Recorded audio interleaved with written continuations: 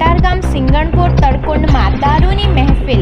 જાગૃત નાગરિકે તરકુંડમાં રેડ કરી વિડીયો બનાવ્યો। તરકુંડના અધિકારીઓ દારૂ પીતા ઝડપાયા।